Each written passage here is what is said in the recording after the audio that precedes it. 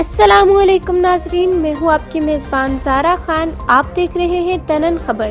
ناظرین، ریسکیو 1122 کا اپر چترال میں کامیاب آپریشن۔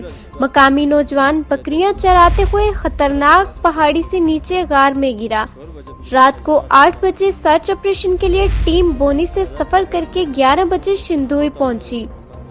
رات بھر 7 گھنٹے پیدل مسافت کر کے الل صبح پروک لسپورٹ جائے حادثہ پر پہنچے۔ اہلکار پہاڑی سلسلے پر سینکڑوں فٹ گہری غار میں سرچ آپریشن کے لیے اترے۔ 3 گھنٹوں کے مسلسل آپریشن کے بعد غار میں پھنسنے والے نوجوان کو زندہ نکال لیا گیا۔